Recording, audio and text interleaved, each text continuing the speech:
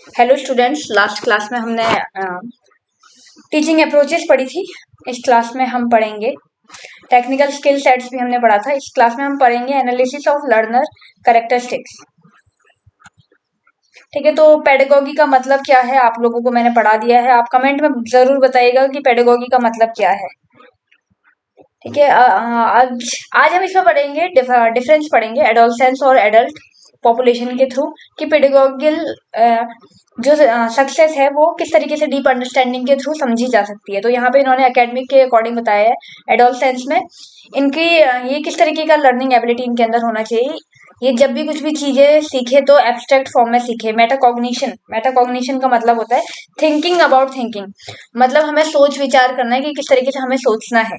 ठीक है, और मोटिवेशन के साथ हमें ये करना है। एडल्ट कैरेक्टरिस्टिक्स में बता रखा है गोल ओरिएंटेड होने चाहिए, सेल्फ डायरेक्टेड होने चाहिए। आपको पता होना चाहिए आपको किस तरफ काम करना है। अपने पास्ट एक्सपीरियंस से आपको अपने नए कॉन्सेप्ट बनाने हैं। ठीक है, जैसे हम आयुर्वेदा में पढ़ते हैं, है ना, जैसे पांडु का हमने रोगाधिकार पढ़ लिया, तो हम यहाँ पे अगर हम पांडु से रिलेटेड किसी को मेडिसिन दे रहे हैं तो वहां पे हम पुराना कॉन्सेप्ट हमारे जो दिमाग में है उस पे जाएंगे और आगे चीजें सीखेंगे। फिर सोशली क्या करना है, seeking independence and identity, heavy rely on the peer influence and social skills. Social skills आपके पास होनी चाहिए ताकि आप जो भी चीज आप ढूंढ रहे हो तो वो इजिली आप ढूंढ सके। ठीक है, फिर एडल्ट में बता रखा है balancing multiple role. Adolescence characteristic और एडल्ट कैरेक्टरिस्टिक का मतलब ये है कि जब आप बच्चों को पढ़ा रहे हैं जो कि 18 से 25 साल के बीच में है, और एडल्ट जो है वो 25 से अबाउट 30 के बीच में होंगे। ठीक है, आजकल की जनरेशन के अकॉर्डिंग मैं बता रही हूँ ये, है ना, क्योंकि आजकल एडल्ट और एडोलसेंस का जो फेज है या एज क्राइटेरिया वो थोड़ा चेंज हो गया है। ठीक है, तो एडल्ट में बता रहे हैं बैलेंसिंग मल्टीपल रोल। आपको मल्टीपल रोल मतलब आपको घर भी देखना है, फैमिली भी देखनी है, अपना काम भी देखना है, कोलेबोरेशन भी करना है, और ऐसा एनवायरनमेंट भी क्रिएट करना है जहाँ पे आप अपने एक्सपीरियंस शेयर कर सको। इमोशनल बता रहे, ये ऑल सेंस की कंडीशन में तो ये बहुत प्रोन होते हैं हार्मोनल फ्लक्चुएशन की। कभी इनको अच्छा लगता है, कभी इनको बुरा लगता है ना, दिल टूट जाता है, ये सारी चीजें इसमें होती है। ठीक है, और एडल्ट कैरेक्टरिस्टिक में बता रहे ग्रेटर इमोशनल स्टेबिलिटी रहती है। ठीक है, खुद से मोटिवेशन आता है और करियर ग्रोथ ओरिएंटेड ये रहता है। कॉग्निटिव में बता रहे हैं shifting from the concrete to abstract curious but still developing critical reasoning. जो एडल्ट एडोलसेंस में जो बच्चे होते हैं वो क्रिटिकल रीजनिंग को अभी डेवलप कर रहे होते हैं कि किस तरीके से हमें सोचना है, किस तरीके से आंसर करना है। ठीक है, बट जो एडल्ट है इनके पास स्ट्रॉन्ग एनालिटिकल स्किल्स होनी चाहिए, प्रैक्टिकल एप्लीकेशंस इनके पास होनी चाहिए। अगर आप किसी को कोई टॉपिक पढ़ा रहे हो तो आपको प्रैक्टिकली उसका एग्जाम्पल आना चाहिए, और आपको आपके अंदर प्रॉब्लम सॉल्विंग एबिलिटी भी होनी चाहिए। इंडिविजुअल डिफरेंस बता रहे हैं ये, लर्निंग स्टाइल किस तरीके का होना चाहिए, विजुअल, ऑडिटरी, काइनेस्थेटिक मॉडलिटीज। मतलब विजुअल में मैंने आपको बताया था, अगर आपको कोई वीडियो वगैरह आपको दिखाना है। ऑडिटरी में नया टीचर अगर क्लास में आएगा तो आप मतलब वो अपने एक्सपीरियंस शेयर कर सकता है। काइनेस्थेटिक का मतलब है कि आप बच्चों को ना, काइनेस्थेटिक मतलब कि आप टच, फिजिकल एक्टिविटी, इन सब चीजों से बच्चों को सिखा सकते हैं। जैसे मॉडल्स वगैरह बनवाते हैं, है ना, इस तरीके का। जैसे नाड़ी चेक करवाते हैं तो काइनेस्थेटिक मॉडलिटीज नाड़ी में ही आता है। तो आप नाड़ी चेक करवाते हो तो बच्चा खुद फील करता है टच करके कि किस तरीके की नाड़ी मिल रही है। ठीक है, वात की, पित्त की, कफ की किस तरीके की मिल रही है। फिर cognitive abilities, difference in memories, reasoning, problem solving capacities, ये सब बच्चों के अंदर आनी चाहिए। Motivational level, fluctuation based on the personal interest and the external goal. ठीक है, कुछ किसी का होता है पर्सनल इंटरेस्ट होता है, जैसे मेरा पर्सनल इंटरेस्ट था, मुझे द्रव्य गुण बहुत पसंद था और अभी भी बहुत पसंद है। तो द्रव्य गुण से रिलेटेड सारे प्लांट्स के नाम मुझे याद है, और कहीं भी घूमने जाती हूँ तो बस प्लांट्स प्लांट्स दिखते हैं।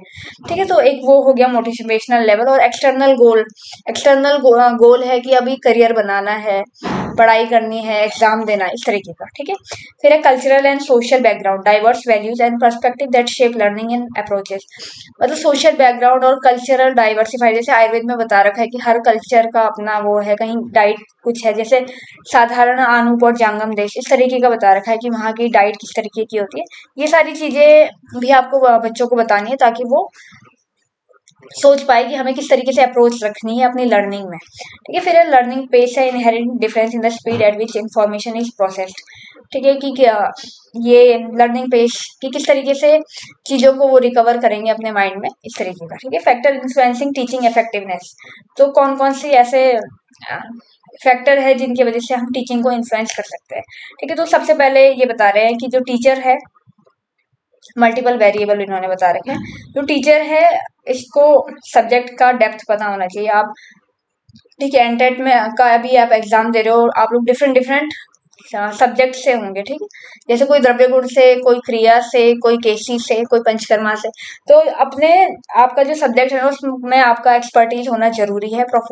फिर है प्रोफेंसी इन मेथड सिलेक्शन। जो भी आप मेथड यूज कर रहे हो वो आपको अच्छे से पता होना चाहिए। कम्युनिकेशन स्किल्स आपकी अच्छी होनी चाहिए। कम्युनिकेशन स्किल्स का भी लेक्चर है, नेक्स्ट जो टॉपिक होने वाला हमारा वो इसी पे बेस्ड है। ठीक है, क्लासरूम एक्सपीरियंस होना चाहिए कि किस तरीके से आपको पढ़ाना आना चाहिए, इस तरीके का। फिर है लर्नर का, वो है influence by the prior background knowledge. जो मतलब बच्चा पढ़ रहा है वो उसने अभी तक क्या चीज सीखी है। तो यहाँ पे ना एक वार्क बता रखा है, ये आगे आएगा तो हम उसके अकॉर्डिंग देखेंगे ये वार्क होता क्या है। इंट्रिंसिक मोटिवेशनल लेवल और इमोशनल रेडीनेस हमें करनी है। ठीक है, फिर है सपोर्ट मटेरियल में है ट्रेडिशनल सिस्टम है, जैसे टेक्स्ट बुक है, चौक है, ये सब बकवास है। आईसीटी बेस्ड सिस्टम है, जो मल्टीमीडिया ई पोर्टफोलियो, जैसे आजकल स्मार्ट बोर्ड आ गए ना, तो उस तरीके का वो भी आपको चलाना आना चाहिए। Instruction facilities, internet, computer, specialize laboratory आजकल सब जगह होती है। ठीक है, बहुत सारी जगह नहीं होती है, बट आप लोगों को ये आना चाहिए। लर्निंग एनवायरनमेंट, ठीक है, क्लास का एटमोसफियर आपको अच्छा रखना है, नॉइज नहीं होनी चाहिए, शांति से आप पढ़ाओ बच्चों को। ठीक है, फिर इंस्टीट्यूशन है involve school policy. Institution level पे भी चीजें अलग अलग होती है, स्कूल की अलग अलग पॉलिसीज होती है। ठीक है, एडमिनिस्ट्रेटिव सपोर्ट होता है, प्रोफेशनल डेवलपमेंट होता है। ठीक है, ऑनलाइन प्लेटफॉर्म में भी जैसे स्वयं पोर्टल पे आप लोगों ने बहुत सारे कोर्सेज किए होंगे, वहां पे भी कोर्सेज करवाते हैं और वो जरूरी होता है। ठीक है, तो अगर आपको कुछ चीज समझ में नहीं आती है तो स्वयं पोर्टल से भी आप जाके सीख सकते हो, इस तरीके का ये बता रहे हैं। ई गवर्नेंस सिस्टम्स भी हैं बहुत सारे, वहां से भी आप चीजें सीख सकते हो। फिर specialized clinical and bed side teaching method. ठीक है, बेड साइड टीचिंग मेथड ये आपको किस तरीके से करना है। ओएमपी यहाँ पे बता रहे हैं 1 मिनट पर चैप्टर। ठीक है, स्टूडेंट को पूछना है डायग्नोसिस, आप डायग्नोसिस बताओगे, मैनेजमेंट प्लान बताओगे किस तरीके का है। ठीक है, या स्टूडेंट को आप बोलोगे कि हमने वो आपको पढ़ाया था, अब आप डायग्नोसिस बनाओ और मैनेजमेंट प्लान बनाओ कि किस तरीके से आप पेशेंट को क्या क्या मेडिसिन दोगे, क्या क्या आप योगा वगैरह प्रिस्क्राइब करोगे, इस तरीके का। Proof for the underlying evidence to support their decision. ठीक है, अगर वो कुछ आपको बताते हैं तो आपको उनके जो डिसीजन उन्होंने बनाया है अपने दिमाग में, जो भी डायग्नोसिस बनाया है, तो आपको उसको ना वो करना है, प्रूव करना है कि उन्होंने ऐसा डायग्नोसिस क्यों बनाया होगा, इस तरीके का। ठीक है, भले ही उन्होंने गलत बनाया है तो फिर भी आपको उनको मोटिवेट करना है। फिर है teacher relevant general principle of और पर्ल। ठीक है, जनरल प्रिंसिपल आपको बताना है। री enforce what the student did correctly. ठीक है, और बार बार बच्चे को बताना, ठीक है, आपने ऐसा सोचा था, आपने बहुत अच्छा सोचा था, इस तरीके का टीचर करता है। शायद आप लोगों के साथ कभी हुआ होगा तो आप समझ सकते हैं इस चीजों को। Correct error and address misconception. और बच्चे ने कोई भी गलती करी है या मिसकॉन्सेप्शन उसके दिमाग में बैठा हुआ है, बहुत सारे आयुर्वेद से रिलेटेड मिसकॉन्सेप्शन दिमाग में रहते हैं। ठीक है, तो वो आपको साइड करने हैं। फिर मेथड समरीज है, बेड साइड टीचिंग ओवरव्यू है। डायरेक्ट इंस्ट्रक्ट करना है पेशेंट के प्रेजेंस में कि किस तरीके से पेशेंट में क्या क्या लक्षण मिल रहे हैं। ठीक है, फिर है गोल है develop diagnostic and physical examination skill. आपका गोल क्या होना चाहिए, बच्चों को डायग्नोसिस बनाना आना चाहिए और फिजिकल एग्जामिनेशन उनको करना आना चाहिए। ठीक है, जैसे रिफ्लेक्सेस वगैरह आपने पढ़ा होगा। फिर है लिमिटेशन क्या है इसके, dependent on the patient consent and time constant. इसमें लिमिटेशन यही है कि पेशेंट अगर पेशेंट कंसेंट नहीं देते हैं कभी कभी कि आप उन पे चीजों को सिखाओ। वैसे तो इंडिया में पेशेंट अच्छे हैं, वो सीखने देते हैं खुद पर, ऐसा नहीं करते, पर कुछ लोग हाई सोसाइटी वाले जो पेशेंट होते हैं ना उनको थोड़ी दिक्कत होती है। ठीक है, फिर है case presentation. Student case present करना बच्चे को आना चाहिए, मैनेजमेंट प्लान करना आना चाहिए। ठीक है, वही चीज है enhance clinical reasoning and articulation. ठीक है, वो क्लिनिकल रीजनिंग को बता सके कि किस तरीके से उसने ये केस बनाया है, क्या उसने हिस्ट्री ली है, किस तरीके का डायग्नोसिस बनाया है। तो लिमिटेशन इसमें वही बता रहे हैं, ये टाइम इंटेंसिव होता है, नैरो इन फोकस होता है। ठीक है, टाइम बाउंडेशन ज्यादा है इस तरीके का। फिर है role modelling, teacher demonstrate professional conduct. Teacher demonstrate करके बताएगा कि किस तरीके से होता है। जैसे सीपीआर हम सीखते हैं जब भी, तो टीचर सामने से आपको बताता है है ना, इस तरीके से हमें करना है। गोल्स में set professional standard for the behaviour and skill, professional standard maintain करना है ताकि बच्चे को बिहेवियरल स्किल्स अच्छे से आए। ठीक है, लिमिटेशन है इसमें highly dependent on the quality of the individual model. ठीक है, मिनी CEX है start, short focus bed side evaluation होता है मिनी CEX, इसको आप देख लेना क्या होता है ये। ठीक है, गोल है एसएस स्पेसिफिक, ये मिनी CEX जो है ना आप कमेंट में जरूर लिखिएगा ये होता क्या है। ऐसे स्पेसिफिक कंपेटेंसीज विथ इमीडिएट फीडबैक। ठीक है, आपको यहाँ पे इमीडिएट फीडबैक देना होता है, मतलब शॉर्ट में चीजों को फटाफट समझाना पड़ता है, शॉर्ट समरी टाइप की ये होती है। ठीक है, और लिमिटेशंस में ये बता रहे हैं कि जो इसमें बहुत ही कॉम्प्रिहेंसिव चीजें हैं वो चीजें छूट जाती है शॉर्ट को बताने के चक्कर में। फिर एक क्वेश्चन और डिस्कशन भी हमें बच्चों के साथ करना चाहिए, क्वेश्चन आंसर। ठीक है, ठीक है, फिर इसमें गोल बता रहे हैं कि इसकी वजह से क्वेश्चन आंसर की वजह से क्रिटिकल थिंकिंग डेवलप होती है पार्टिसिपेंट्स के अंदर। ठीक है, और लिमिटेशन बता रहे हैं कि हर स्टूडेंट्स ये नहीं कर पाता है, जो वीक स्टूडेंट है वो थोड़ा लेट चीजें याद करता है, तो इस वजह से यहाँ पे ये लिमिटेशंस है। डायरेक्ट ऑब्जर्वेशन में है watching a student perform a task. ठीक है, जैसे प्रैक्टिकल करवाते हैं ना कि बच्चा ठीक कर रहा है या नहीं, आपको डायरेक्ट ऑब्जर्वेशन में रखना है बच्चे को। Identify specific area for the technical improvements, और ये देखना है कि कौन सा वो पार्ट है जहाँ पे टेक्निकल इम्प्रूवमेंट की जरूरत है। जैसे यहाँ पे टेक्निकल इम्प्रूवमेंट जैसे वो करते हैं ना, चिकित्सा पत्र लिखते हैं, तो उसका एक पैटर्न होता है, उसके अकॉर्डिंग लिखना चाहिए, बट ऐसा लोग लिखते नहीं है। ठीक है, तो इस तरीके का है। लिमिटेशन बता रहे हैं इसमें, ऑब्जर्व प्रेजेंस में कॉज स्टूडेंट एंजाइटी। ठीक है, जब हम बच्चे को ऑब्जर्व करते हैं ना उनकी एंजाइटी बढ़ जाती है, और जो अच्छा वो लिखना भी चाहते हैं वो ड्रॉप हो जाता है। ये डायरेक्ट ऑब्जर्वेशन ना आप एग्जाम से भी वो कर सकते हो, क्योंकि आप लोगों को पता होगा जब भी कोई टीचर आपके बगल में आके खड़ा होता है तो आपका ना दिमाग ही नहीं चलता है कि यार टीचर हमारे कॉपी से क्या पढ़ रहा है, हम तो कुछ बकवासी लिख रहे हैं, इस तरीके का है ना। तो ये आपको नहीं करना है as a teacher. Case based discussion यहाँ पे बता रहे हैं, रेट्रोस्पेक्टिव एनालिसिस ऑफ केस। आपने रिसर्च तो पढ़ी ही होगी, तो रेट्रोस्पेक्टिव एनालिसिस मतलब जो पुरानी रिसर्च है उस केस को एनालाइज करना। फिर गोल है evaluate decision making and reasoning. ठीक है, डिसीजन मेकिंग और रीजनिंग टाइम कंज्यूमिंग है इसकी लिमिटेशंस, और difficult to implement in busy clinics, और मुश्किल होता है बिजी क्लिनिक्स में जहाँ पे बहुत ज्यादा भीड़ है और हम किसी डॉक्टर को जाके पूछ रहे हैं उनके पुराने केस के बारे में, तो थोड़ा मुश्किल होता है डॉक्टर को टाइम देने के लिए। Bed side demonstration teacher model procedure for a student, ये वही चीजें अभी हमने पढ़ा था ऊपर, बेड साइड टीचिंग वो ये बेड साइड डेमोन्स्ट्रेशन करवाना है, एग्जामिनेशन करवाना है। ठीक है, रिफ्लेक्स आप चेक करवा सकते हो पेशेंट के सामने, इस तरीके का। ठीक है, लिमिटेशंस में ये बता रहे हैं कि आपके पास पेशेंट प्रेजेंट होना चाहिए तभी बच्चे सीख सकते हैं। फिर ठीक है, वार्क मॉडल हमने उस टाइम पे देखा था, तो ये क्या होता है वार्क मॉडल। वार्क मॉडल में है सेंसरी मॉडल प्रेफरेंसेस इसको कहते हैं। ठीक है, जहाँ पे हम विजुअल ऑरल रीडिंग राइटिंग ये सारी चीजों को करके चीजों को सिखा सकते हैं बच्चों को। ठीक है, विजुअल में ये बता रहे हैं information processing through the visual representation, जैसे द्रव्य गुण का मैंने एग्जांपल दिया था। अब जिसको द्रव्य गुण पता नहीं है, जो पहली बार सेकंड ईयर में आया, तो उसको सारे पत्ते तो एक जैसे दिखेंगे ना, तो आपको स्पेशल नॉलेज है इस चीज का, तो आप बताओगे कि ये अर्जुन का पत्ता है ना, ये अर्क का पत्ता है या ये एरन का पत्ता है, इस तरीके का विजुअली हम। ठीक है, यहाँ पे तो ये diagram chart graph symbolic representation बता रहे हैं, तो आपको मैंने इजिली वे में बता दिया है कि विजुअल किस तरीके का है। ठीक है, और अफेक्टिव टीचिंग में mind map flow chart visual diagrams ये आप बता सकते हो। ठीक है, विजुअल अपना है, आप किस तरीके से बच्चों को पढ़ाना चाहते हो या किस तरीके से चीजों को दिखा के उनको आप पढ़ा सकते हो। ऐसे विजुअल में बहुत सारे मॉडल्स भी होते हैं जहाँ पे मॉडल के थ्रू हम पढ़ाते हैं। फिर ऑडिटरी है benefiting from listening to discuss and spoken content. ठीक है, बच्चों को बताना है, डिस्कशन करना है उसके बारे में ताकि उनको चीजें याद हो। ग्रुप डिस्कशन भी करना है ताकि चीजें याद रहे, वर्बल एक्सप्लेनेशन करना है।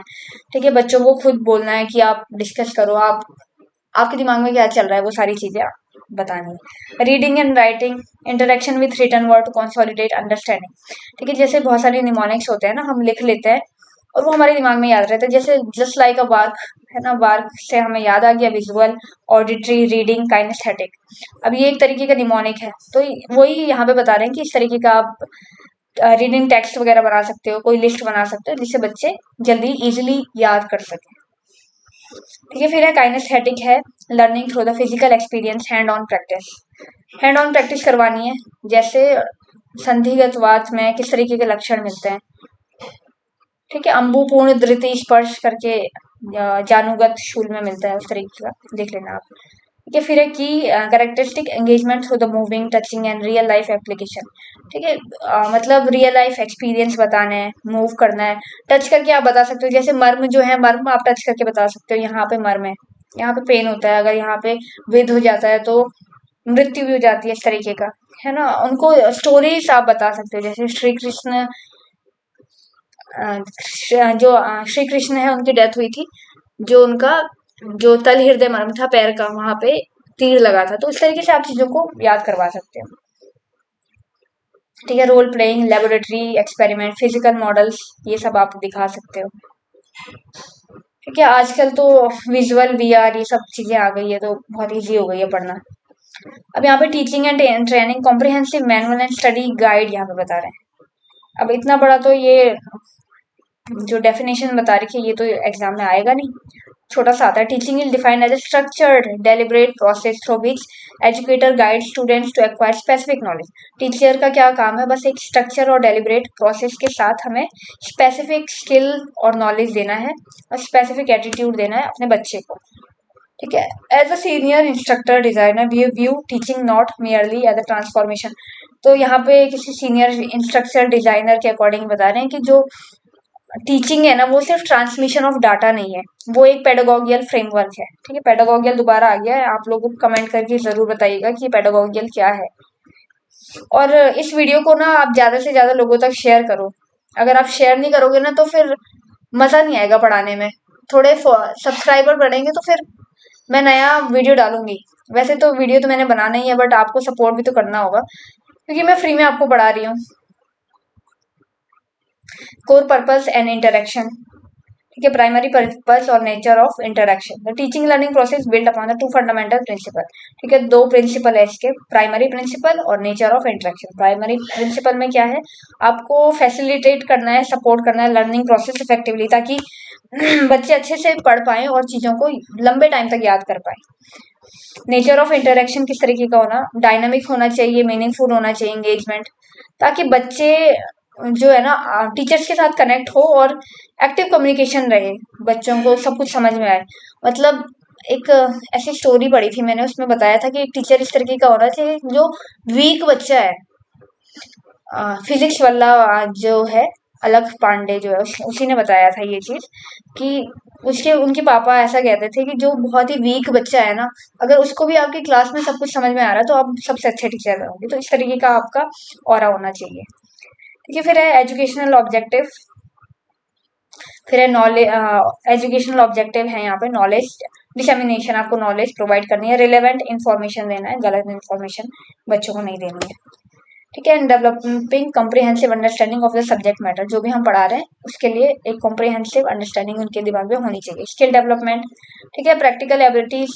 स्किल डेवलपमेंट का मतलब यही है कि अगर आयुर्वेदा में आप देखो तो बच्चों को हिस्ट्री लेनी आनी चाहिए, वो मेडिसिन लिख पाए, और आपको याद करें कि ये मैम है या ये सर थे, इन्होंने हमें सिखाया था कि किस तरीके से हिस्ट्री लिखी जाती है, या किस तरीके से हिस्ट्री टेकिंग की जाती है।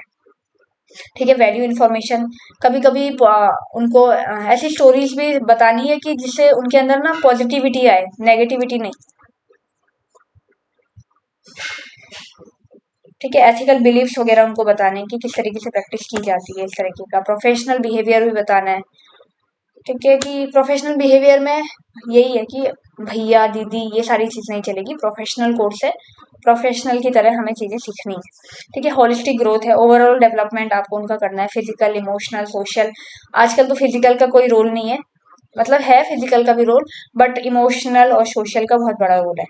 ठीक है। ताकि बच्चे जो है सोशली भी चीजों को समझ पाए।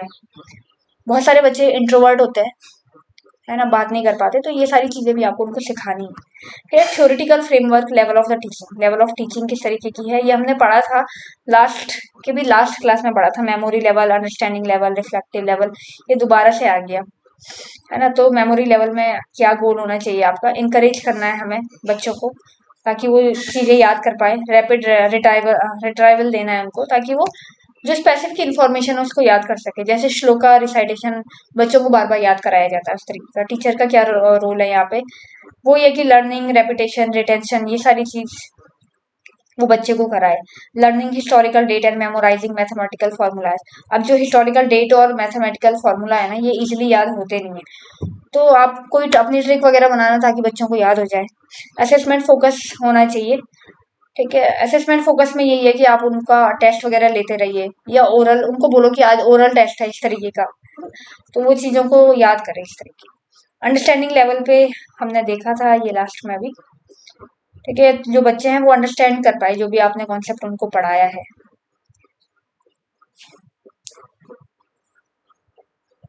Solving practical problems, explaining scientific phenomena, ये सब उनको बताना है हमें। इवेल्युएशन, ये सारी चीज़ ना आपको याद करनी पड़ेंगी। Memory level, understanding level, reflective level. Reflective level में क्या करता है, डेवलप करना है हमें क्रिटिकल थिंकिंग को। इसके ना साथ साथ नोट्स भी बनाते जाना, है ना। अगर नोट्स अगर आप बनाते हो ना, तो आप हमें शेयर जरूर करना। टॉक फॉर वैद्यास पे जहाँ से आपको इसका लिंक मिला है, और मोबाइल नंबर ना इस चैनल के उसमें दे रखा है, डिस्क्रिप्शन में दे रखा है, तो आप वहां पे भी हमारे साथ नोट्स शेयर कर सकते हो, ठीक है। अगर हमें आपके नोट्स अच्छे लगे तो हम बताएंगे कि हमारे स्टूडेंट ने काफी अच्छे नोट्स बनाए थे और काफी अच्छे से पढ़ाई भी करी थी, ठीक है। तो रिफ्लेक्टिव लेवल जो है ये क्रिटिकल थिंकिंग डेवलप करता है, प्रॉब्लम सॉल्विंग स्किल डेवलप करता है, और डीप पर्सनल रिफ्लेक्शन भी करता है, ठीक है। ये सारी चीज हम पढ़ चुके हैं।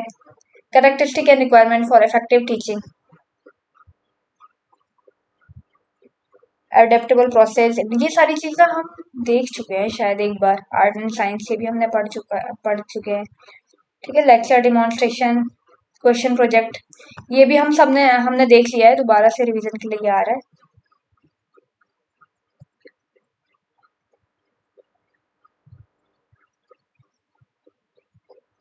ठीक है, ये भी हमने पढ़ लिया था।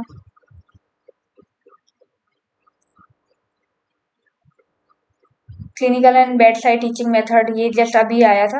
अब इन्होंने यहाँ पे इसको और ज्यादा इवेल्युएट किया है और ज्यादा चीजें बताई भी है। अब इसको पढ़ने का कोई वो नहीं है। वर्क लर्निंग स्टाइल मेथड हमने पढ़ लिया था, ठीक है। यहाँ पे अब कुछ ऑब्जेक्टिव आ रहे हैं, MCQ. What is the main objective of teaching, teaching के क्या ऑब्जेक्टिव है। फैसिलिटेशन ऑफ लर्निंग है, ठीक है। आपको लर्निंग अच्छे से करवानी आनी चाहिए।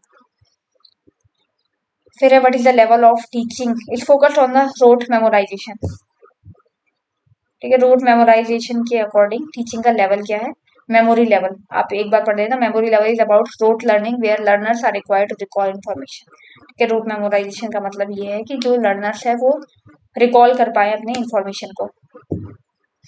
Reflective teaching focus on which of the following, critical thinking, ये हमने देखा था अभी रिसेंटली हमने पढ़ा था। रिफ्लेक्टिव टीचिंग का फोकस होना चाहिए क्रिटिकल थिंकिंग पे, और रोट मेमोराइजेशन का फोकस होना चाहिए मेमोरी लेवल पे, और मेन ऑब्जेक्टिव है टीचिंग का फैसिलिटेशन ऑफ लर्निंग, ठीक है। इस तरीके के क्वेश्चन आएंगे वहां पे, और घबराना नहीं, आप कर दोगे, ठीक है। Reflective teaching, critical thinking, which characteristic of teaching is focused on the meeting individual learners need, flexibility, ठीक है। The understanding level of the teaching involve which of the following, first recall, grasping concept, limitation, trial and error. तो इसका answer है grasping. Which of the following is new method of teaching, ठीक है। New method of teaching में बता रहे lecture method, lecture method तो बहुत पुराना हो गया। डिक्टेशन, आप क्लास में जाके डिक्टेट करें। रेपिटेशन मेथड, ये भी काफी पुराना हो गया। ये फ्लिप्ड क्लासरूम जो है ये काफी नया है, ये आपको घर जैसा माहौल बनाना है इस तरीके का, और बच्चों को चीजें डिस्कस करके बताना। Which method emphasize student interaction with real life problem, ठीक है। तो रियल लाइफ प्रॉब्लम के थ्रू हम किस चीज से हम बच्चों को समझा सकते हैं, तो केस स्टडी के थ्रू हम बच्चों को समझा सकते हैं रियल लाइफ प्रॉब्लम्स के बारे में।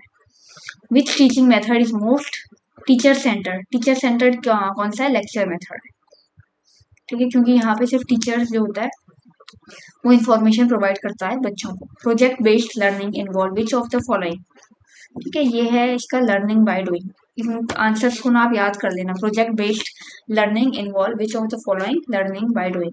Which approach is based on the hand-on activities and experience? Constructive approach. Which approach is based on hand-on activities and experience? Constructive approach. ये आपको याद करना पड़ेगा. Which of the following is basic teaching skill? ये है explaining. Basic teaching skill है explaining.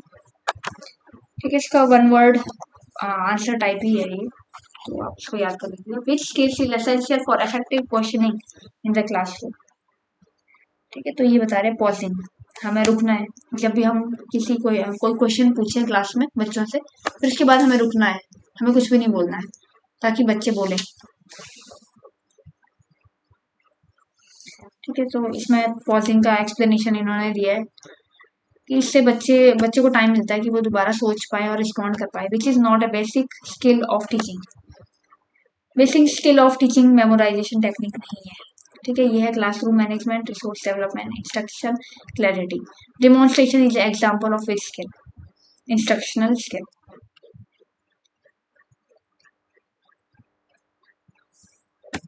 ठीक है, तो इंस्ट्रक्शनल डेमोन्स्ट्रेटिंग अ कॉन्सेप्ट और activity is part of instructional skill. What is the key requirement for effective use of teaching skills? Proper planning के साथ हमें क्लास में जाना है ताकि बच्चे प्रॉपरली ढंग से पढ़ सकें. ठीक है, इफेक्टिव टीचिंग का रिक्वायरमेंट है प्रॉपर प्लानिंग, इसको याद रखना. Which of the following is the characteristic of adolescence learning? Emotional volubility. ठीक है, इमोशनली उनको वॉल्यूबल होना चाहिए ताकि वो अपने अप्स एंड डाउन से ज़्यादा परेशान ना हो और चीज़ों को अच्छे से याद कर पाए. फिर adult learners are generally characterized by which trait? Self directed. Adult जो होता है ना वो खुद ब खुद चीजें सीखने लग जाता है, बट एडोलसेंस में ऐसा नहीं होता है. ठीक है, इसीलिए आप लोगों ने देखा होगा कि जब हम बच्चे थे हमें पता नहीं था कि क्या चीज करना है लाइफ में या क्या पढ़ना है. अब चीजें अपने आप ही समझ में आने लगती है. ठीक है, इसके बाद इस तरीके की चीज होगी. Individual seeking in learners refers to which of the following? Variation in learning styles and abilities.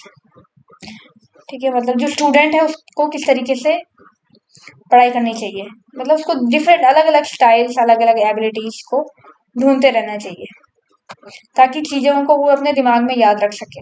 ठीक है, आपने ये पीजीटी का एग्जांपल दिया, काफी सारी ट्रिक बनाई, बहुत सारे मेमोरी ट्रिक भी बनाई कि चीजों को हम याद कर सके. बहुत सारी चीजों को हमने ऐसा भी सोचा कि ये हम उससे कोरिलेट करें, कभी कभी अपने दोस्तों से भी कोरिलेट कर ले. जैसे वात पित्त कफ के जो गुण है वो इस तरीके से याद होता है कि हमारा दोस्त किस तरीके का दिखता है, वैसा वैसा.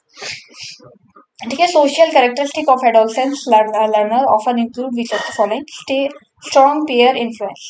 ये जो वर्ड्स है ना वो आपको इन क्वेश्चन से पता चल रहा होगा कि हमें क्या क्या चीज याद करनी है अपने उस जो भी हमने टीचिंग से रिलेटेड चीजें पढ़ी. Which factor influence cognitive development in learning? Nutrition and environment. ठीक है, तो ये बता रहे हैं कि लर्नर्स के लिए कौन सी ऐसा इन्फ्लुएंस होता है कि जिसकी वजह से वो अच्छे से चीज सीख सकते हैं. अगर उनका न्यूट्रिशन अच्छा है ना तो दिमाग लगेगा क्लास में. अगर थकान लग रही है, बीमार हो रहे हैं तो फिर वो नहीं कर पाएंगे. ठीक है, और एनवायरनमेंट क्लास में शोर शराबा और सॉरी क्लास में अगर बहुत शोर शराबा हो रहा है, मैम पढ़ा रही हैं तो एनवायरनमेंट ही नहीं है तो फिर कैसे चीजें याद होगी. फिर विच of the following is a factor that directly affect teaching? कौन से ऐसे फैक्टर है कि जो डायरेक्टली अफेक्ट करते हैं टीचर कंटेंट नॉलेज? ये तो होता ही है ना. अगर टीचर का जो वो पढ़ा रहा है उसका कंटेंट जो है बड़ा मस्त है, शानदार है, तो सब बच्चों को चीजें याद हो जाती है. तो कंटेंट इस तरीके का होना चाहिए अपने क्लास का. विच of this factor is most crucial in the learning environment? Physical space. ठीक है, जो फिजिकल स्पेस होता है वो डिस्ट्रैक्शन से हमें, जैसे स्कूल्स में ये होता है ना. ठीक है, इसको इस तरीके से समझाऊंगी. फिजिकल स्पेस का मतलब है कि जहाँ पे पहले मेरा स्कूल था ना उसके पास में ही रोड थी, तो बहुत सारा डिस्ट्रैक्शन था, बहुत सारी आवाजें आती रहती थी, तो कभी कभी हम रोड में भी देखते थे कौन जा रहा है क्या हो रहा है. तो फिर उसके बाद वो स्कूल वालों ने वहां पे बड़ी सी दीवार बना दी. ठीक है, तो एक वही हो गया, पर्सनल स्पेस बना दिया ताकि हम डिस्ट्रैक्ट ना हो. फिर instructional facilities are best utilize when they are regularly maintain.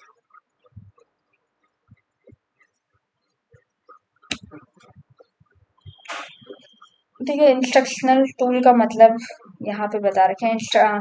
Instructional facilities का मतलब यहाँ पे जैसे अगर आपके क्लास में स्मार्ट बोर्ड है, अगर आप उसका ढंग से ध्यान नहीं रखते, चीजें इधर उधर पड़ी हुई है, क्लास का जो अगर वो स्क्रीन है वो पूरे दिन भर खुली रहती है तो वो खराब हो जाएगा ना। तो आपको रेगुलरली चीजों को मेंटेन करके रखना और बच्चों को बताना भी है, ठीक है। जब भी क्लास से बाहर जाओ ये सब कुछ बंद होना चाहिए, इस तरीके का ये, ठीक है, ताकि वो डिसिप्लिन भी रहे चीजों को लेके।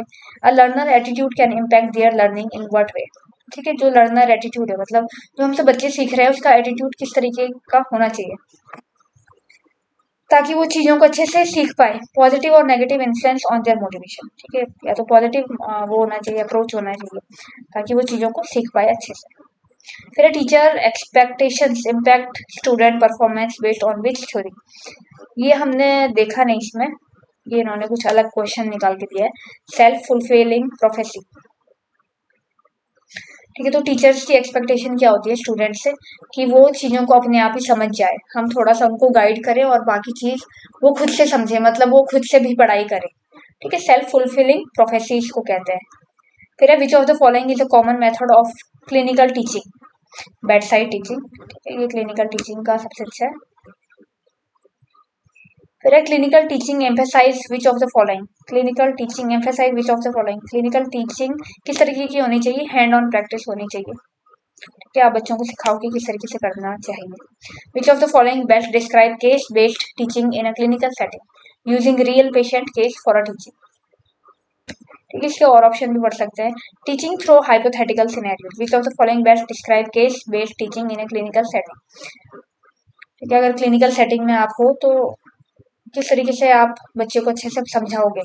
टीचिंग थ्रू हाइपोथेटिकल सिनेरियोज का कोई आप हाइपोथेटिकल सिनेरियो बनाओगे फिर बच्चों को समझाओगे, बच्चों को ज्यादा समझ में आएगा। टीचिंग यूजिंग ऑनलाइन स्टिमुलेशन या ऑनलाइन स्टिमुलेशन वीआर के थ्रू अगर हम बच्चों को समझा रहे हैं वैसे उनको ज्यादा समझ में आएगा। या teaching using online stimulation explaining content without patient interaction, कोई पेशेंट ही नहीं है फिर भी आप चीजों को समझा रहे हो, क्या वो अच्छे से समझ पाएंगे? बिल्कुल नहीं।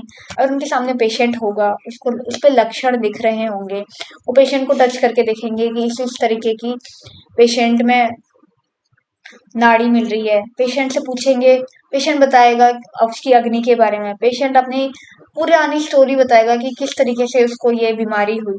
तो रियल पेशेंट केस टीचिंग सबसे बेस्ट टीचिंग है केस बेस्ड लर्निंग का, ठीक है। फिर what is the primary goal of bed side teaching, दो टाइप के हमने देखे थे गोल, प्राइमरी गोल देखा था और दूसरा कौन सा देखा था आप कमेंट में जरूर बताइए। To provide direct patient care experience, ठीक है। बेड साइड टीचिंग जो है यहाँ पे पेशेंट केयर एक्सपीरियंस ही बता रहे हैं। फिर विच टीचिंग स्ट्रेटजी इन्वॉल्व स्टूडेंट, अब ये जो हम पढ़ रहे हैं इसको पढ़ के तो ऐसे ही लग रहा है ना कि जिसने कभी केस वगैरह देखा होगा तो वो इसको आराम से क्लियर कर लेगा, बट आप इसको पढ़ के भी आराम से चीजें क्लियर कर लोगे, ठीक है। विच पर आपको टीचिंग स्किल्स भी आनी चाहिए, पेशेंट का इंटरेक्शन भी आप करो, अभी टाइम है क्योंकि एनटेट के एग्जाम के लिए ना। Which teaching strategy involve student actively discuss patient care, तो कौन सी टीचिंग स्ट्रेटजी ऐसी है जिसमें जो स्टूडेंट है वो एक्टिवली डिस्कस कर सकते हैं पेशेंट के केस के बारे में। प्रॉब्लम बेस्ड लर्निंग ये है, क्योंकि हमारे पास कोई प्रॉब्लम है कि जैसे डायबिटिक पेशेंट है, उनको डायबिटीज किस वजह से हुआ, इस पे हम डिस्कस करेंगे, पेशेंट से पूछेंगे कि क्या उसने ऐसे निदान सेवन करे, इस तरीके का। The work model identify which of the following learning style, ठीक है। वर्क से तो आप समझ ही गए हैं वर्क होता क्या है, visual auditory reading writing kinesthetic, ठीक है। विजुअल ऑडिटरी रीडिंग काइनेस्थेटिक यही आपको याद रखना है। Visual learner prefer which of the following, ठीक है। विजुअल लर्नर्स में सबसे अच्छा क्या होता है, डायग्राम चार्ट्स और पिक्चर्स होते हैं। कोई और भी वहां पे एग्जाम्पल बता सकते हैं, जैसे ये बता रहे हैं रीडिंग टेक्स्ट बुक, याद नहीं रहता है, भूल जाते हैं, ठीक है। लिसनिंग टू लेक्चर, लेक्चर भी हम भूल जाते हैं, ठीक है। ये लेक्चर अगर आप आज पढ़ोगे तो कल साफ, अगर दोबारा रिवाइज करोगे तो चीजें तब दिमाग में बैठेगी। वो ये रेपिटेशन करना है, री इन्फॉर्म करना है, री इन्फोर्स भी हमने पढ़ा था एक वर्ड। राइटिंग ऐसे ये काम नहीं करता, ठीक है। डायग्राम चार्ट वगैरह हमें लंबे टाइम तक याद रहते हैं और पिक्चर भी हमें लंबे टाइम तक याद रहती है।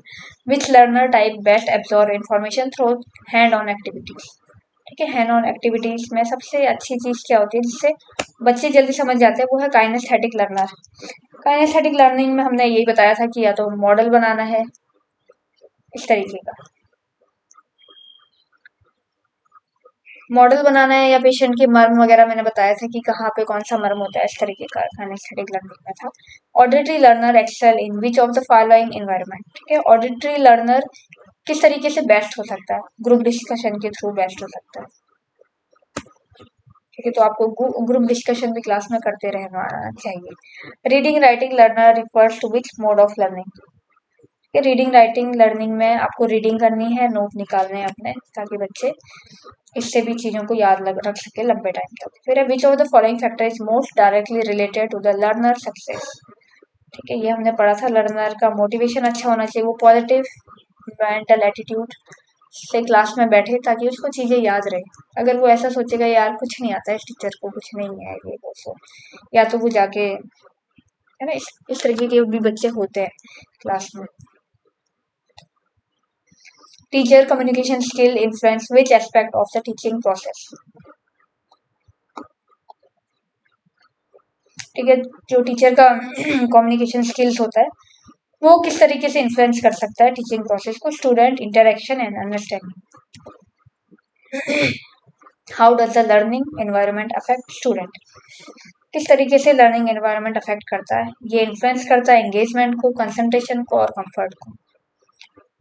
ठीक है, दूसरे इसमें क्या दे रखा है, it has no significant impact. Learning environment का कोई सिग्निफिकेंट इम्पैक्ट नहीं होता है ना। It only affect high performing student, ऐसा भी नहीं है। It solely impact physical health. Physical health से तो कोई मतलब ही नहीं है यहाँ पर। ठीक है, ये क्या करता है, एंगेजमेंट करता है, बच्चों को कंफर्ट फील करवाता है और कॉन्सेंट्रेटेड भी रखता है। ठीक है, तो लर्निंग एनवायरनमेंट बहुत ज्यादा इंपॉर्टेंट है। Which of this factor can hinder effective teaching. Lack of instruction material. ये बच्चे चीजें सीख नहीं पाते हैं, तो इसमें हम लैक करते हैं किस चीज में, प्रॉपर क्लासरूम अरेंजमेंट में, मोटिवेटेड स्टूडेंट, एडिक्वेट लाइटनिंग। ठीक है, ये सब तो सेकेंडरी है, पर हेल्थ सबसे पहले लैक ऑफ इंस्ट्रक्शनल मटेरियल। आपके पास अगर ब्लैक बोर्ड ही नहीं है, चौक ही नहीं है, तो आप किस तरीके से बच्चों को समझाओगे। ठीक है, अगर क्लास में अगर सही बेंचेस भी नहीं है, फिर भी चीजें अरेंज हो सकती है ना। मोटिवेटेड स्टूडेंट, हर जरूरी नहीं है हर बच्चा मोटिवेटेड रहे। What is the role of instructional facilities in teaching. To enhance the teaching learning process, to substitute the teacher to discipline student, to reduce the need for student participation। ठीक है, तो teaching learning process ही हमें instruct करनी चाहिए, facilitate करनी चाहिए। Which skill is crucial for managing classroom behaviour. Classroom behaviour के सबसे अच्छा है पेशेंस आपके अंदर होना चाहिए। ठीक है, टेक्निकल एक्सपर्टीज होने से कुछ नहीं होता है, फ्लेक्सिबिलिटी इन प्लानिंग से भी कुछ नहीं होता है, ऑर्गेनाइजेशन ऑफ रिसोर्सेज इससे भी कुछ नहीं होता है। जब तक पेशेंस नहीं है टीचर के अंदर, वो क्लासरूम को मैनेज नहीं कर पाएगा। शांति होनी चाहिए, क्योंकि आपको पता है क्लास में बच्चे हल्ला भी करते हैं, कभी कभी बात भी नहीं मानते हैं, तो पेशेंस आपके अंदर होना चाहिए। What type of questioning is most effective in enhancing student thinking. Student thinking को इफेक्टिव बनाने के लिए ओपन एंडेड क्वेश्चन हमें करने चाहिए। ठीक है, इसमें है yes no question, recall question, repetitive question. Open ended question encourage, ठीक है, ओपन एंडेड क्वेश्चन जो होते हैं ये इनकरेज करते हैं क्रिटिकल थिंकिंग को। क्रिटिकल थिंकिंग हमने कौन से लेवल पे पढ़ा था, कमेंट में जरूर बताइए। फिर विच of the following enhance student engagement during the lesson. ठीक है, तो ये बोल रहे हैं कि अगर हम कुछ पढ़ा रहे हैं, हमने सडनली एक बच्चे को खड़ा किया और उससे पूछा अपना ओपिनियन दो इस पे क्या है, तो ना बच्चों को याद रहती है। आपको भी याद होगी, आपके टीचर्स ने कभी क्लास में खड़ा करके आपसे पूछा हो और फिर आपकी तारीफ भी करी हो कि बहुत अच्छा है ना, तो आपको वो लाइन याद रहती है, वो मैम ने मेरी तारीफ करी थी और मैंने उनको वो श्लोक सुनाया था, इस तरीके का। Which method help teachers adjust there teaching strategies based on the student progress. Formative assessment. ठीक है, फॉर्मेटिव असेसमेंट जरूरी है, तभी जाके बच्चे रिकॉल कर सकते हैं चीज़ों को और अपने दिमाग में बैठा सकते हैं लंबे टाइम तक। विच काफ़ी सारे क्वेश्चन हैं इसमें। Which characteristic is important for effective demonstration in teaching. ठीक है, कौन सी चीज़ें बहुत इंपॉर्टेंट है effective demonstration in teaching? Clarity and simplicity. ठीक है, अब इसमें भी अब जैसे मैं आप लोगों को पढ़ा रही हूँ ये ऑनलाइन, तो जो जो मेरे एक्सपीरियंस है, जो जो मेरी स्टोरीज है, बहुत ही सिंपल तरीके से मैं आपको बता रही हूँ। अब वो आप पे बात है कि आप किस तरीके से सुन रहे हो। अगर आप क्लास में बैठे हो, कहीं जा रहे हो, किसी से बात कर रहे हो और साथ में ईयरफोन लगा के इसको सुन रहे हो, तो आप नई चीज सीख पाओगे। क्योंकि क्लैरिटी वही है कि आपको रूम पे बैठना होगा, है ना, साथ में कॉपी पेन भी रखना होगा।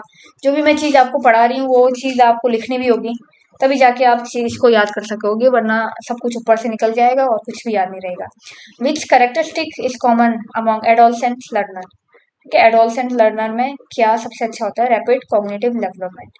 वो जल्दी से ना कॉग्निटिव स्किल्स को डेवलप कर देते हैं, मतलब चीजों को जल्दी ग्रेस्प कर लेते हैं। क्योंकि हम आयुर्वेद में जब आते हैं तो सब कुछ नया नया पढ़ते हैं ना, कि ऐसा भी होता है ना, दही खाने से अभिशंत हो जाता है। अब मैं तो जब से मैंने सुना दही खाना इज नॉट गुड, या व्हाइट सॉस पास्ता खाना अच्छा नहीं है, तो मैंने वो छोड़ दी है ना, कि वो चीज मैंने ग्रेस्प करी कि वो विरुद्ध आहार है और उससे मेरे शरीर को नुकसान पहुंचेगा, तो वो चीज छोड़ दी। तो वो इस तरीके का ही है रैपिड कॉग्निशन डेवलपमेंट,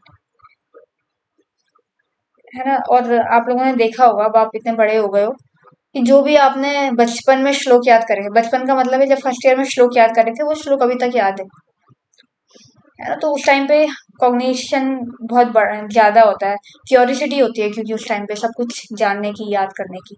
तो उस टाइम पे ही आपको ना बच्चों को सारे श्लोक याद करवा देना चाहिए।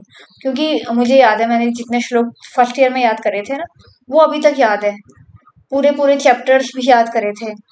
और अभी चीजें थोड़ी ना मुश्किल होती है याद करने में, वैसे याद तो हो जाती है, बट वो ये हम रिपीटेड चीजों को करते नहीं है, इस वजह से ऐसा होता है। ठीक है, what is the typical characteristic of adult learners.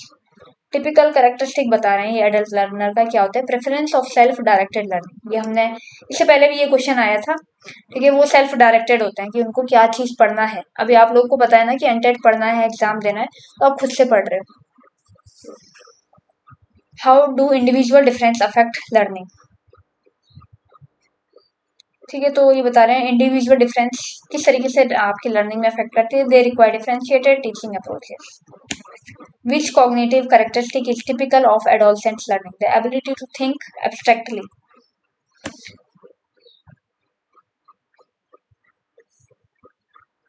Emotional characteristic of adult learners include which of the following? Emotional stability and maturity. High levels of anxiety adult learner में बता रहे हैं, ये नहीं है। ठीक है, इमोशनल स्टेबल होते हैं और वो मैच्योर हो जाते हैं। आप सभी लोग बड़े हो गए, इमोशनली मैच्योर हो गए, स्टेबल हो गए, है ना, और स्ट्रेस वगैरह भी मैनेज कर लेते हैं। फिर यहाँ पे ना match of the following type के भी क्वेश्चंस आते हैं। यहाँ से आगे हम कल करेंगे, क्योंकि काफी लंबी क्लास हो गई है 43 मिनट की। तो आप इस चैनल को सब्सक्राइब जरूर कीजिएगा, इस वीडियो को ज्यादा से ज्यादा लोगों तक शेयर कीजिएगा। देखो, आप लोग शेयर करोगे ना, तो आप भी चीजों को नया सीखोगे, और आपका दोस्त जो है ना आप पे ट्रस्ट करेगा, यार मेरे दोस्त ने मुझे ये भेजा है, मुझे अच्छे से पढ़ना चाहिए। तो नेक्स्ट टाइम कुछ ऐसा होगा जो वो आपको नहीं बताना चाहता होगा, तो वो आपको बताएगा, है ना। तो चीजों को ना देना सीखो, क्योंकि बहुत सारे बड़े लोग ना यही कहते हैं कि आप जितना देते हो ना उतना रिटर्न बैक आपको मिलता है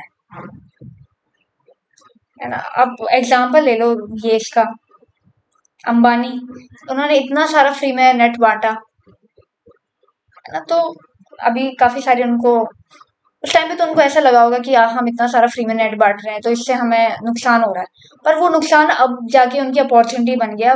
बहुत सारे उन्होंने स्टोर्स खोल दिए, बहुत सारी चीजें हैं, तो आपको देना आना चाहिए। तो जितना आप दे सको वो अच्छा है। तो इस वीडियो को आप ज्यादा से ज्यादा लोगों तक शेयर करो, बस यही आपको बताना है। अब देखो, मैं चाहती तो आप लोगों से ना मैं पैसे भी ले सकती थी, फिर मैंने सोचा कि कोई नहीं, फ्री में पढ़ाना चाहिए। क्योंकि बहुत सारे लोग प्राइवेट से पढ़ रहे हैं, है ना, बहुत ज़्यादा फीस ले रहे हैं। मेरी भी यूजी प्राइवेट से थी, तो मुझे पता है कि किस तरीके का थोड़ा स्ट्रेस होता है उनके बच्चों पे कि यार नॉन स्टाइपेंड्री सीट ले ली है, अब तो कि मतलब क्या ही इतना खर्चा खर्चा ही हो रहा है। एनटेट के लिए भी कोचिंग करो, उसके लिए भी पैसा दो, है ना, और एनटेट का जो एग्जाम है उसके लिए भी पैसा दो। तो इन सब को छोड़ के, है ना, आप देना सीखो, तो आपको भी भरपूर मिलेगा भगवान से। चलो मिलते हैं नेक्स्ट लेक्चर में, जहाँ पे हम मैच द फॉलोइंग करके इनको काफी थोड़े बहुत क्वेश्चन है, 4-5 क्वेश्चन है, इसको कल ही देखेंगे। फिर कल हम नया स्टार्ट करेंगे, नया जो लेक्चर है कम्युनिकेशन वाला स्किल, उसको हम वो करेंगे, पढ़ेंगे पूरा, है ना। मिलते हैं नेक्स्ट वीडियो में।